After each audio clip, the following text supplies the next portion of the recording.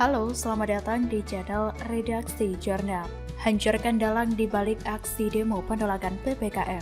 Ditulis oleh Rasto di stillwar.com. Sudah memasuki tahun kedua pandemi COVID-19 berlangsung di belahan dunia, tapi belum juga terlihat tanda-tanda menunjukkan penurunan yang signifikan. Bahkan sekarang ini di Indonesia sendiri terjadi eskalasi kasus yang terdampak dan terpapar cukup tajam.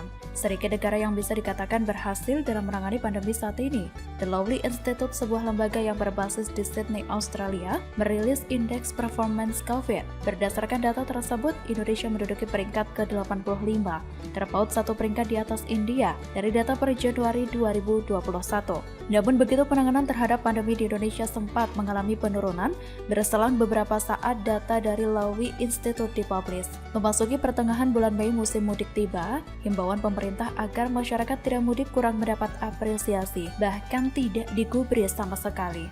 Sampai pada arus balik mudik pun tiba, mulailah terjadi lonjakan drastis, penyebaran COVID-19 meningkat secara signifikan. Setidaknya, ada 5 provinsi yang bisa dikatakan menyumbangkan kasus baru terbanyak. Di antaranya, DKI Jakarta sebanyak 9.439, Jawa Barat dengan 7.239 kasus baru, Jawa Tengah dengan 4,48 kasus baru, disusul dengan Jawa Timur dan juga Daerah Istimewa Yogyakarta. Dan total penyebaran kasus positif baru COVID-19 per 6 Juli 2021 sebanyak 2.345.018 dengan kasus meninggal baru bertambah sebanyak 728 jiwa dengan jumlah keseluruhan menjadi 61.868 jiwa. Sementara pada kasus sembuh baru sebanyak 15.863 jiwa dan akumulasi keseluruhan mencapai 1.958.553 jiwa. Artinya, jumlah yang berhasil sembuh masih lebih banyak daripada jumlah yang meninggal. Data tersebut di atas dapat kita jadikan sebuah titik balik bahwa apapun yang sudah dilakukan pemerintah dalam melakukan langkah preventif tidak akan berarti, bahkan menjadi sia-sia jika tidak disikapi secara bijak oleh masyarakatnya. Hal di atas berdasarkan pertimbangan bahwa menangani pandemi seperti sekarang ini bukan hanya tanggung jawab semata pemerintah, melainkan juga menjadi tanggung jawab seluruh elemen bangsa ini. Jika kedua unsur ini tidak bersinergi, jangan berharap pandemi yang terjadi akan segera teratasi dalam waktu dekat. Sebagai negara, kita sudah memiliki pemimpin yang baik dan dapat dipercaya. Hal ini dapat dibuktikan bagaimana negara ini dapat mengimpor jutaan vaksin di saat negara tetangga cemas karena didesak warga negaranya karena dianggap tidak responsif dan bereaksi cepat tanggap terhadap kondisi darurat yang terjadi. Bahkan di saat negara Eropa mengalami kepanikan dan juga saling memperebutkan vaksin. Berdasarkan uraian di atas, apakah kita masih memiliki anggapan bahwa apa yang sudah dilakukan pemerintah dalam melindungi segenap warganya terbilang kurang efektif? Apakah pantas kita menilai bahwa pemerintah tidak memiliki kompetensi dalam menanggulangi pandemi? Sementara masyarakat lebih mempercayai berita hoax yang diamini oleh LSM berbasis ulama, para politisi busuk, dan akademisi yang telah menggadaikan ideologinya dengan memberikan bermacam argumentasi ngawur sehingga menimbulkan masyarakat ragu yang berujung pada penolakan program vaksin. Andai saja mayoritas masyarakat patuh atas himbauan pemerintah untuk divaksin, mungkin sekarang sudah terbentuk herd immunity di negara sekarang ini. Selandia Baru saja menurut The Lowry Institute sebagai negara cukup berhasil menekan penyebaran COVID-19, belum melakukan vaksin kepada warga negaranya. Tapi, kepatuhan masyarakatnya sangat membantu pemerintah dalam melakukan langkah preventif, sehingga negara ini dapat menghindari penyebaran pandemi masif yang saat ini melanda dunia. Bandingkan dengan warga negara di negara ini, apakah memiliki karakteristik sama seperti yang dimiliki warga negara Selandia Baru yang memiliki apresiasi tinggi terhadap pemerintahan dan negaranya?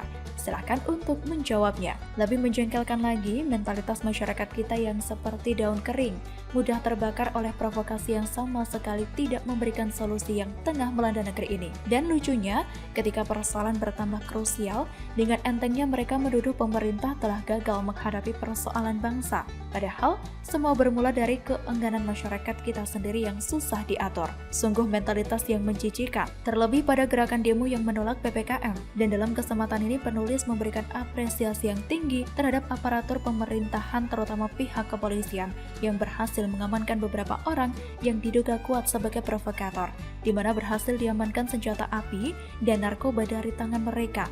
Penulis berharap tidak berhenti sampai di sini. karena beberapa orang yang terindikasi sebagai anasir dari gerakan inkonstitusional yang berusaha makar untuk melengsarkan pemerintah yang sah sudah tersebar luas identitasnya di medsos. Semoga penyidikan dan penyelidikan yang dilakukan pihak kepolisian dapat menemukan siapa yang menjadi aktor intelektual dan penyandang dana di belakang aksi ini semua. Damailah negeriku.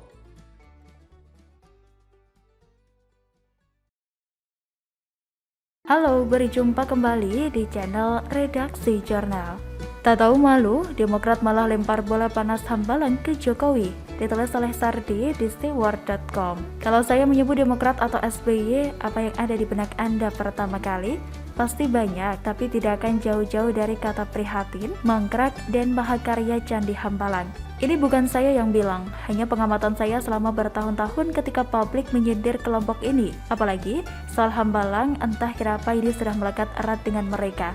Sudah jadi semacam hak paten, dan ini jugalah yang membuat mereka jengah dan jadi seperti cacing kepanasan tiap kali disinggung soal itu. Baru-baru ini Demokrat mulai jengah karena terus disalahkan terkait kasus korupsi Hambalang yang terjadi di masa pemerintahan SBY. Kepala Badan Komunikasi Strategis atau Bakomstra Partai Demokrat Hersaki Mahendra mengatakan, pembangunan Hambalang bisa dilanjutkan pada masa Presiden Jokowi, dan dia menyebut Presiden Jokowi yang membuat proyek tersebut mangkrak. Hambalang bisa diteruskan, tapi dibuat jadi candi oleh Presiden Jokowi. Katanya, merespons sindiran dari Denny Siregar yang menyebut kasus Hambalang akan selamanya muncul dalam hidup SBY. Kadar Partai Demokrat lainnya Yan Harahap juga menyebut kasus Hambalang telah selesai dan KPK telah menyerahkan kepada Jokowi untuk dapat diteruskan pembangunannya, tetapi tak dilanjutkan oleh Pak Jokowi.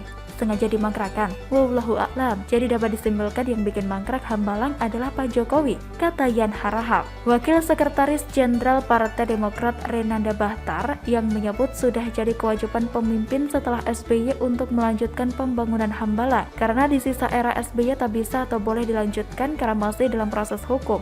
Jika hingga akhir 2024 tak selesai, kita tahu siapa yang bikin ini mangkrak. Katanya, memang sih KPK sudah memberikan lampu hijau untuk melanjutkan pembangunan Hambalang. Pada awal tahun ini, Menpora Zainuddin Amali juga mengatakan ada rencana untuk melanjutkan pembangunan Hambalang menjadi tempat untuk sentra atlet senior dan atlet elit yang sudah siap bertanding. Tapi menurut saya tidak segampang itu, karena bangunan tersebut sudah lama mangkrak dan harus dilakukan audit fisik bangunan. Karena ada kabar yang mengatakan bangunan tersebut sebagian ambruk dan amblas, entah karena konstruksi yang tidak sesuai spek atau faktor alam. Intinya, bangunan ini memang sudah bermasalah sehingga dihentikan, terutama masalah hukum sehingga banyak yang terlibat di dalamnya. Maklum bro, proyek triliunan sih. Melibatkan siapa? Silahkan cek sendiri dari partai mana. Tapi Demokrat ini benar-benar tak tahu malu. Kadernya kompak dan seragam membela partainya dan SBY dari isu Hambalang dan tanpa malu melemparkan kesalahan ke Jokowi. Partai ini memang pantas nyungsep, karena memang kebanyakan kadernya terlalu munafik dan tak becus dalam menanggapi sesuatu. Ada yang sebagian tak beres. Wajar, partai ini makin lama makin nyungsep perolehan suaranya. Dari angka 20% hingga nyungsep menjadi 7% di tahun 2019. Mudah-mudahan kalau begitu terus cara Demokrat bertingkah kayak bocah, suaranya bisa mencapai rekor 3%-an di tahun 2024. Sehingga sang ketum bakal merengek dan tak bisa tidur nyenyak membayangkan kursi presiden yang tak terjangkau. Masa kualitas Demokrat makin murahan begini? Jelas-jelas ini adalah upaya lempar masalah, yaitu sebab dan akar masalah ke orang lain. Hambalang dulu dihentikan karena masalah hukum. Kok bisa? Tanyalah pada Demokrat. Kalau tidak ada masalah itu, sudah pasti Hambalang tidak akan jadi bangunan angker. Kalau perencanaan bagus dan teliti, tidak akan bermasalah secara hukum.